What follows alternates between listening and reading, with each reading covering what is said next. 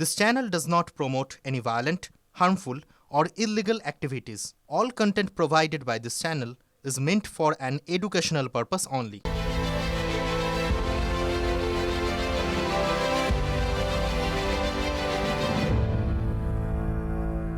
বাংলাদেশে একের পর এক হিন্দু নিধন, রেশ এপারেও। আর কয়েক মাস পর বিধানসভা নির্বাচন রয়েছে। বাংলাদেশে হিন্দুদের পরিণতি দেখিয়ে এপারে তৃণমূল বিরোধী প্রচারে জোর দিয়েছে বিজেপি। আজও দাসপুরে হিন্দু ভোট এক করার আহ্বান জানিয়েছেন সুকান্ত মজুমদার। আমরা জয় করতে চাই। কি জয় করতে চাই? এই পশ্চিমবঙ্গ, যে পশ্চিমবঙ্গকে মমতা বন্দ্যোপাধ্যায় এবং তার দলবল দ্বিতীয় বাংলাদেশ বানানোর পরিকল্পনা করছে। আমার প্রশ্ন, বাঙালি হিন্দুর জন্য যে পশ্চিমবঙ্গ তৈরি হয়েছিল, সেই পশ্চিমবঙ্গে যদি বাঙালি হিন্দু মূর্তি তৈরি করার জন্য যদি খুন হতে হয়, তাহলে হিন্দুরা আগামী দিনে যাবে কোথায়? আমরা কি উড়িষ্যায় পালাবো, না মধ্যপ্রদেশে পালাবো, না বিহারে পালাবো, নাকি মেরুদণ্ড সোজা করে লড়াই করবেন সেই জায়গায় পৌঁছতে চান? কি লড়াই করতে চান? আমাকে জুতোই করে এখানে ফটাফট মেরেছে, এরকম করে ঘুষি মারছে। এই পাড়া প্রতিবেশী যদি না থাকতো আমাকে মেরে ফেলতো। হয়তো ধাক্কা দিয়ে সরিয়ে দিয়েছে, এটা হতে পারে।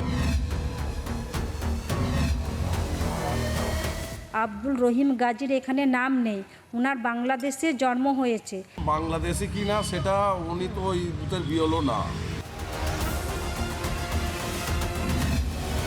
এই দেশে কোনো বর্ধমান থেকে একটা প্রমাণ প্রুফ এনেছে, ভাড়া করে বাবা মা হোক গার্জেন দাঁড় করিয়ে এসআইআর ফর্ম ফিল আপ করেছে। আমরা তো ওনাকেও মনে করছি আমরা বাংলাদেশি, কিন্তু আমরা তো জানি না কি উনি কোথাকার। এবার কে বাংলাদেশি কে ইন্ডিয়ান সেটা নির্বাচন কমিশন আছে, তারা নির্ধারিত করবে।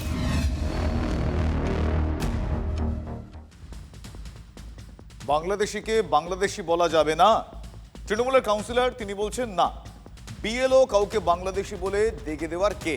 আগ বাড়িয়ে সেই কাজটি করেই ঠ্যাঙানি খেতে হলো বিমলে টুডু হাসপাকে। ডানকুনির 5 নম্বর বুথের বিএলও মহিলা কি হয়েছে? চড়থাপ্পড় কিছুই তার উপর বাদ যায়নি। যাকে বাংলাদেশি বলে চিহ্নিত করে দিয়েছিলেন তিনি, সেই গাজী আব্দুল রহিম গাজী, ওই মহিলা বিএলওর গায়ে হাত তুলেছেন। আমাকে জুতোই করে এখানে ফটাফট মেরেছে, এরকম করে ঘুষি মারছে। এই পাড়া প্রতিবেশী যদি না থাকতো আমাকে মেরে ফেলতো। একটা মহিলাই যদি একটা পুরুষের গায়ে 10টা লোকের সামনে কলার ধরে জুতো তোলে, তো একটা পুরুষই বাস কি করবে? হয়তো ধাক্কা দিয়ে সরিয়ে দিয়েছে। আব্দুল রহিম গাজীর এখানে নাম নেই, ওনার বাংলাদেশে জন্ম হয়েছে। এই দেশে কোনো বর্ধমান থেকে একটা প্রমাণ প্রুফ এনেছে, কোনো ভাড়াটিয়া ভাড়া করে বাবা মা হোক গার্জেন দাঁড় করিয়ে এসআইআর ফর্ম ফিল আপ করেছে। এই কথাটা আমি বিডিও ম্যাডামকে, আমাদের যে সুপারভাইজার ম্যাডাম, ভোটের যে দায়িত্ব মমিতা ম্যাডামকে আমি জানিয়ে দিয়েছি। আমাদের আদিবাসী একটা সেকেন্ড ভিডিও আছে, ওনাকে জানিয়ে দিয়েছি যে এরকম ব্যাপার হয়েছে। বাংলাদেশি কি না সেটা উনি তো ওই বুথের বিয়লও না, ঠিক আছে? উনি তো ওই বুথের বিয়লও না। তো আমার যে ওই 6 নম্বরের বিয়লও, ওই বিমলি হাসদা বলছেন, উনিও কোথাকার সেটা তো আমরা জানি না। তা উনি যদি, আমরা তো ওনাকেও মনে করছি আমরা বাংলাদেশি, কিন্তু আমরা তো জানি না কি উনি কোথাকার। এখানে দীর্ঘদিন কাজ করছে, ইনি এখানে দীর্ঘদিন আইসিডিএস চালাচ্ছে, সেই হিসাবেই আমরা জানি উনি এখানে বিএলও হয়েছে। তো উনি কোথাকার সেটাও তো আমরা জানি না। এবার কে বাংলাদেশি কে ইন্ডিয়ান সেটা নির্বাচন কমিশন আছে, তারা নির্ধারিত করবে।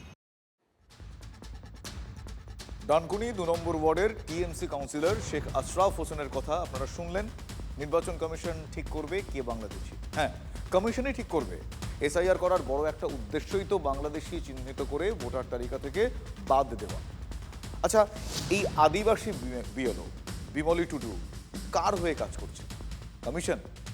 এসআইআর তো কমিশন করাচ্ছে। হ্যাঁ, হতে পারে তিনি গাজীর বুথের বিএলও নন, কিন্তু সহকর্মী বিএলওকে যদি বলেননি আপনার বুথে অমুক নামে একজন বাংলাদেশি রয়েছেন, তার জন্য গায়ে হাত তোলা কেন? বিমলি টুডু কাউকে বাংলাদেশি বলেছেন বলেই তো আর উনি বাংলাদেশি হয়ে গেলেন এমন ঘটনাও ঘটছে না। তার জন্য বিএলওকে কিল, ঘুষি, চর এসব মারতে হবে? উনি যদি বাংলাদেশি না হয়ে থাকেন, তাহলে কোন বিএলও কি বলছেন তাকে এত গুরুত্ব তারা দিচ্ছেন কেন? মানুষ কখন রেগে যায়? যখন দীর্ঘদিন চেপে থাকা বা চেপে রাখা বা আড়াল করে রাখা সত্যিটা দুম করে সামনে চলে আসে। হাটে হাড়ি ভাঙার মতো কেউ যদি সেটা ভেঙে দেয়, হ্যাঁ, মিথ্যে অপবাদ দিলেও অনেক সময় অনেকটাই রাগ হয়, মাথা গরম হতেই পারে, তার জন্য দিকবিদিক জ্ঞানশূন্য হয়ে মহিলা বিএলওর গায়ে কেউ হাত তুলতে পারেন? মহিলা কেন, এক্ষেত্রে স্পেসিফিক্যালি মহিলা পুরুষ নয়, যদি বিএলও পুরুষও হতেন গায়ে হাত তোলা যায়? এ প্রশ্ন আমরা আবারও তুলছি। ঘটনার পর ডানকুনির ওই বিএলও তিনি থানায় অভিযোগ দায়ের করেছেন, কিন্তু 19শে ডিসেম্বর থেকে আজ 3রা জানুয়ারি, আঙ্গুলের গাঁট যদি আমরা গুনি তাহলে আজ পাক্কা 15টা দিন। ওই কোট আনকোট বাংলাদেশি গাজীকে পুলিশ কিন্তু গ্রেফতার করেনি, এটা মাথায় রাখতে হবে। পাড়া প্রতিবেশী বলল, বিমলি কখন কি ঘটনা ঘটে যাবে, তো আমরা সই করেছি, তুমি চলে যাও, তুমি থানায় বলে এসো। থানায় আমি চিঠিটা দিয়ে দিয়েছি, থানা থেকে পুলিশের গাড়ি এলো আর চিঠিটা ক্যাপচার করলো, আমাকে রিসিভ কপিটা দেয়নি, ওরা দেয়নি। আর কোনো উপচাকা নয়। শুনলেন? কিন্তু কেন আব্দুল রহিম গাজীকে এখনো পর্যন্ত গ্রেফতার করা হলো না?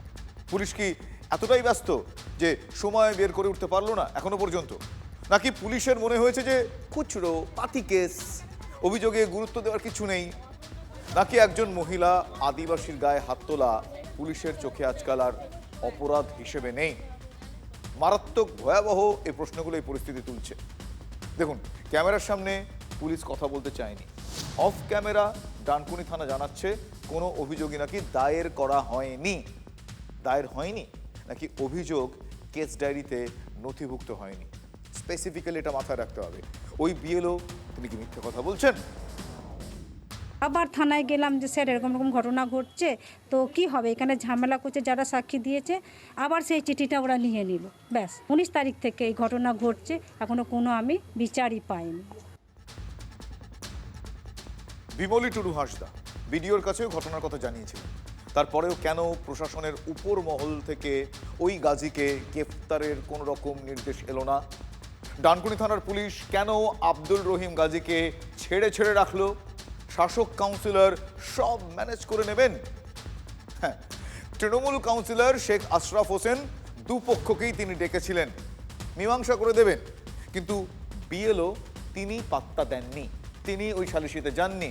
না গিয়ে যে ভুল করেননি তিনি, শেখ আশরাফের কথা শুনলে সেটা আপনারা একেবারে জলবত্তর রং স্পষ্ট বুঝতে পারবেন। তিনি তো আগাগোড়া দোষটা বিমলি টুডুর দেখছেন প্রথম থেকেই। তো আমি দুপক্ষকেই ডাক করিয়েছিলাম, দীর্ঘ 15 দিন ধরে ডাকছি, ওরা কেউ অফিসে আসে না, যোগাযোগ করে না, আমিও যোগাযোগ করি না। উনি যে অভিযোগ করেছে ওনাকে মারধর করা হয়েছে, তো উনি ওই কোনো বাড়ির মহিলাদের ডেকে নিয়ে গিয়ে কাজে লাগাচ্ছিলেন। তো বাড়ির গার্জেন যদি না জানে যে আমার বউকে বা আমার বোনকে বা আমার মাকে কোথায় কে নিয়ে গিয়ে কাজে লাগাচ্ছে, তো সেটা যদি বলতে যাওয়া অন্যায় হয়, তো এটা কি অন্যায় করেছে নাকি যে ও বিএলওকে কোনো কথা বলে?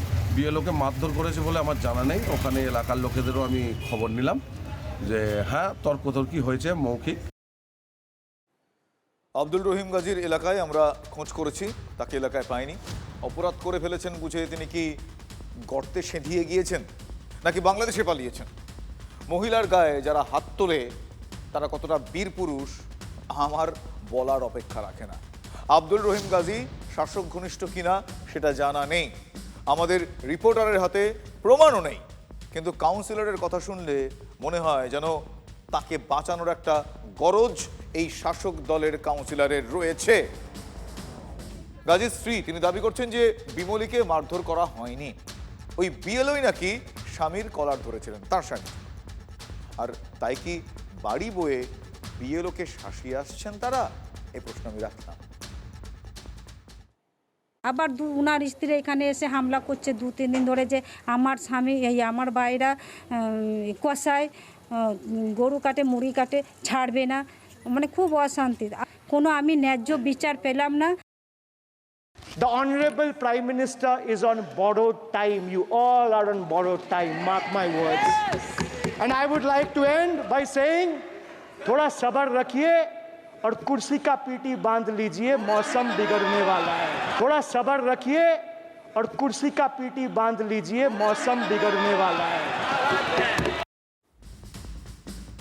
24শে জুলাই সংসদে দাঁড়িয়ে বিজেপিকে হুঁশিয়ারি দিয়ে অভিষেক বন্দ্যোপাধ্যায় বলেছিলেন, কুর্সি কা পেটি বাঁধ লিজিয়ে মৌসম বিগড়নে ওয়ালা হ্যায়। আচ্ছা, অভিষেক কি টের পেয়েছিলেন মৌসম বিগড়ে গিয়েছেন? মৌসম বেনজির নূরের কথা আমি বলছি। এতদিন আগে এভাবে বলে ফেললেন যে কারণে প্রশ্নটা তুলতে বাধ্য হচ্ছি। এখনো খাতায় কলমে তৃণমূল কংগ্রেসের রাজ্যসভার সাংসদ মৌসম, আর সেই মৌসম আজ পুরনো দল মানে কংগ্রেসে ফিরে গেলেন। দিল্লিতে মৌসমকে স্বাগত জানালেন কংগ্রেস নেতা জয়রাম রমেশ, ছিলেন প্রদেশ কংগ্রেস সভাপতি শুভঙ্কর সরকার। কংগ্রেসে ফিরেই রাজ্যে পরিবর্তন চাইলেন মৌসম বেনজির নূর। কংগ্রেস থেকে রিজাইন করেছি। তৃণমূল কংগ্রেসের নেত্রী, ওনাকে আমি রেজিগনেশন লেটার অলরেডি পাঠিয়ে দিয়েছি এবং রাজ্য সভা থেকেও আমি রেজিগনেশন লেটার অলরেডি রেডি করে নিয়েছি। সোমবারে নিজে গিয়ে জমা দিয়ে দেবো। গণিকান চৌধুরীর পরিবার আত্মমর্যাদা আছে, তাই চোরদের সঙ্গ ছেড়েছে। বাকিটা আমরা বলবো না। আমাদের সঙ্গে কংগ্রেসেরও লড়াই, সিপিএম এর সঙ্গেও লড়াই এবং তৃণমূলের সঙ্গে মূল লড়াই।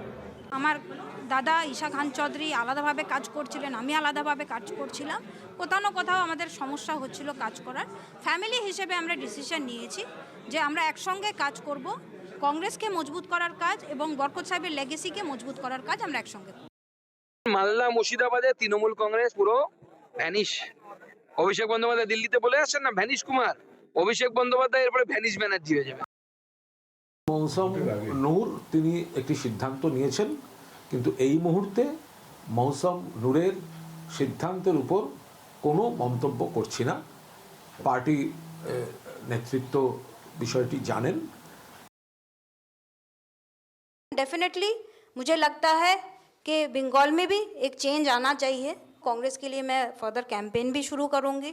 आई wish to be the change which I want to see. मैं चाहती हूँ कि बंगाल में चेंज आए, परिवर्तन आए और वो चेंज मुझसे शुरू हो। মৌসম যে কোণঠাসা সে কথা শুক্রবারই মালদায় দাঁড়িয়ে বলেছিলেন বিরোধী দলনেতা শুভেন্দু অধিকারী। পরদিনই মৌসমের কংগ্রেসে যোগ। আচ্ছা, শুভেন্দু কি জানতেন 12টি বিধানসভার মালদায় 8টি জয়ের টার্গেট নিয়েছেন শুভেন্দু অধিকারী? মৌসম কংগ্রেসে ফেরায় তৃণমূলের চাপ কি আরও বাড়বে? প্রথমত, মৌসম বরকত গনি খান চৌধুরীর ভাগ্নি। বরকত সাহেবের নামে এখনও ভোট হয় মালদা, এটা আমরা জানি। মালদা দক্ষিণ এখনও কংগ্রেসের দখলে, সাংসদ ঈশা খান চৌধুরী সেখানে, বরকত সাহেবের ভাইপো। দ্বিতীয় প্রশ্ন হচ্ছে, এ রাজ্যে কংগ্রেসের সঙ্গে তৃণমূলের জোট সম্ভাবনা কি একেবারে শেষ হয়ে গেল? পরিবর্তনের বছরে একসঙ্গে জোট করে কংগ্রেস এবং তৃণমূল লড়াই করে, আর তারপরেও ক্রমাগত কংগ্রেস ভাঙিয়েছে তৃণমূল। উল্টো স্রোত কিন্তু খুব কম। তাৎপর্যপূর্ণ নাম সোমেন মিত্র। তৃণমূল সাংসদ হওয়ার পরেও 2014 সালে কংগ্রেসে ফিরে যান সোমেন। 14 পর কংগ্রেস আর তৃণমূল কখনো কাছাকাছি আসেনি। নাও দ্য কোয়েশ্চেন, এবার প্রশ্ন, এবার কি হবে? তাৎপর্যপূর্ণ মন্তব্য করেছেন স্বয়ং জয়রাম রমেশ। मौसम भी बदल रहा है, राजनीतिक मौसम भी बदल रहा है पश्चिम बंगाल में।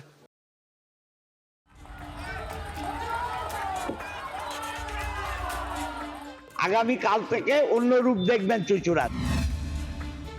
কার সাথে কার মতবিরোধ, কার সাথে কার মনোমালিন্য, সেটা একটা অন্য পার্ট। কিন্তু আগামী দিনে আমাদের মমতা বন্দ্যোপাধ্যায় এবং অভিষেক বন্দ্যোপাধ্যায়ের হাত ধরে এগিয়ে যেতে হবে। রচনা ব্যানার্জি এবং অসিত মজুমদার কোঅর্ডিনেট করে নেতৃত্ব দিয়ে এখানে সমস্ত কাজ হবে।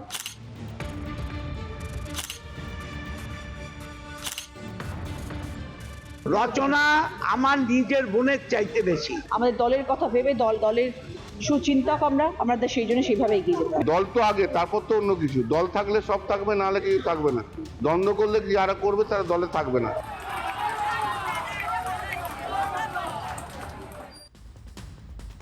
রচনা বন্দ্যোপাধ্যায় এবং অসিত মজুমদারের হাত থেকে আজ লাঠি কেড়ে নিলেন কল্যাণ বন্দ্যোপাধ্যায়। অভিভাবক সুলভ ভঙ্গিতে শ্রীরামপুরের সাংসদ সতর্ক করলেন, লাঠালাঠি পরে হবে। 6 মাস পর তিনি হাতে লাঠি ফিরিয়ে দেবেন। মাঠে লাঠালাঠি যত ইচ্ছে তখন করো, এখন নয় বললেন কর্মী সভায়। দলের আর 5 জনের সামনেই কিন্তু একথা বললেন। আসুন আগে শুনি কি বলেছেন। রচনাকে পুরো সম্মান দিয়ে করবে। রচনা তুমি ছোট ভাইয়ের মতো ভালোবেসে করবে। হ্যাঁ,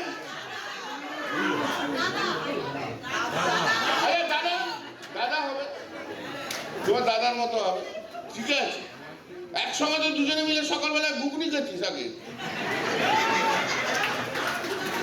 আগে তো বলতে দিদি চলে এসো, সকালবেলা একটু ঘুগনি খাই, ব্রেকফাস্ট করি। হ্যাঁ, restore that position. I will request for God sake, পার্টির জন্য সবাইকে কিন্তু একসঙ্গে কাজ করতে হবে।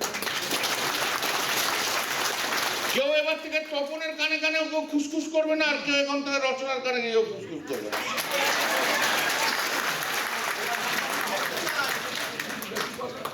কেউ কান পাতলা হবে না, কেউ না। 6 মাস কাজ করো, তারপর আমি 2টো লাঠি দুজনকে দিয়ে দেবো, তারপর তোমরা মারপিট করো। মানে কাজীর ভূমিকাটা কল্যাণী নিলেন। বছরে 365 দিনের মধ্যে 362 দিনই হুগলির সাংসদ রচনার সঙ্গে চুঁচুড়ার বিধায়ক অসিত মজুমদারের খুনসুটি লেগেই রয়েছে, যেন ওই সাপে নেউলে যেরকম বলে সেরকম। কল্যাণ আজ দুজনকে দুপাশে নিয়ে মৈত্রীর হাত ধরাধরি করা, বলতে পারেন কাজীর ভূমিকায় কল্যাণ। দুজনকে সামনে বসিয়ে বললেন অসিতের কান পাতলা, কেউ কিছু বললে সেটা শুনে অন্যের সঙ্গে ঝগড়া করে। রচনা ভালো মেয়ে, তার সঙ্গে কোনো সমস্যা থাকার কথা নয়, তবে অসিত বিধায়ক হিসেবে দারুণ কাজ করেন, কিন্তু ওর মুখ খুব খারাপ। আচ্ছা, কল্যাণের কথায় বর্ষিয়ান অসিত কি লজ্জায় পড়লেন? 26-এর আগে কাজিয়া ভুলে একসঙ্গে লড়াইয়ের ময়দানে নামবেন কি আদৌ, সে প্রশ্নগুলো থাকছে। দ্বন্দ্ব তো আমরা সেভাবে আমরা তো বাচ্চা নই যে আমরা দুজনে মিলে ঝগড়া করবো। ওনার বয়স, আমি বয়স্ক মানুষ, আমার একটা এতদিনের একটা কর্মসূচির একটা বয়স হয়েছে, আমি এতদিন ধরে কাজ করছি। আমরা কেউ 20-22 বছরের বাচ্চা নই যে আমরা একটা সাংঘাতিক রকমের দ্বন্দ্ব নিই বা মাথা চিন্তা করে কিছু করব বা রেগে যাব, ঝগড়া করব, আড়ি করব, ভাব করব, এটা তো হয় না কখনো। ভুল বোঝাবুঝি যদি কিছু হয়ে থাকে, দুজন দিদি এবং অভিষেকের সাথে দুজনে একে চলবো। আগামী কাল থেকে অন্য রূপ দেখবেন চুঁচুড়ার। কোনো অভিযোগ আসবে না? অবশ্যই নয়, অবশ্যই নয়। দল থাকলে সব থাকবে, না হলে কিছু থাকবে না। দ্বন্দ্ব করলে যারা করবে তারা দলে থাকবে না। দলের কোনো সবাই একটা জিনিস, এই দল গ্রাউন্ড লেভেলে যারা কাজ করে তাদের পরিশ্রমের ওপরে দাঁড়িয়ে আছে। রচনা আমার নিজের বোনের চাইতে বেশি। আমার নাতনি ওকে ভালোবাসে কিভাবে ও জানে। আমার নাতনির দিনরাত তো ছবি নিয়ে বাড়িতে ঘোরে।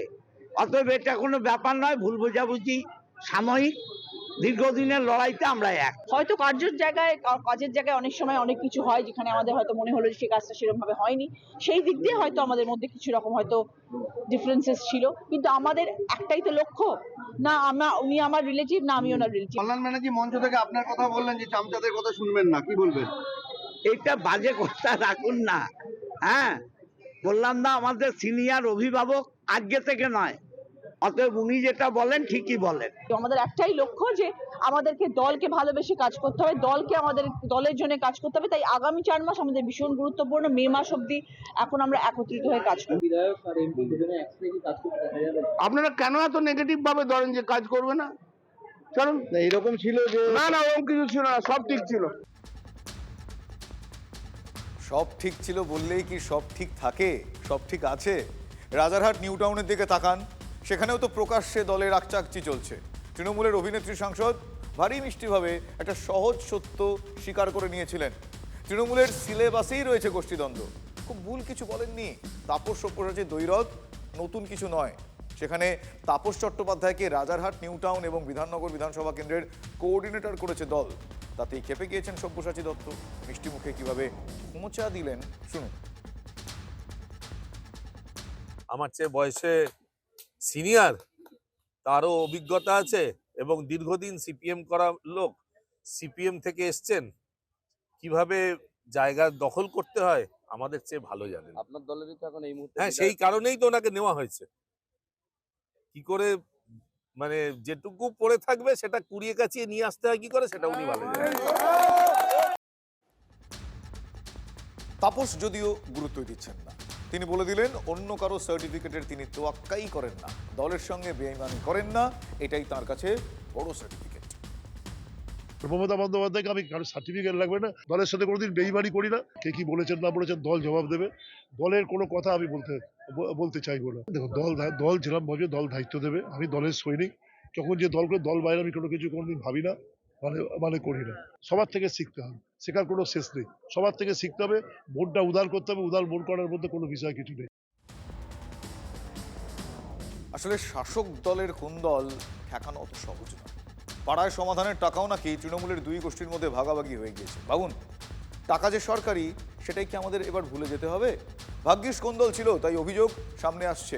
পাড়ার সমাধান নিয়ে তৃণমূলের জোর কোন্দল পশ্চিম মেদিনীপুরের চন্দ্রকোনা এলাকায়। সরকারি টাকায় টিউবওয়েল বসানো নিয়ে সেখানে বিস্তর বিনিয়োগ হয়েছে, অভিযোগ এমনটাই। বিডিওর কাছে অভিযোগ দায়ের করেছে তৃণমূলের এক গোষ্ঠী।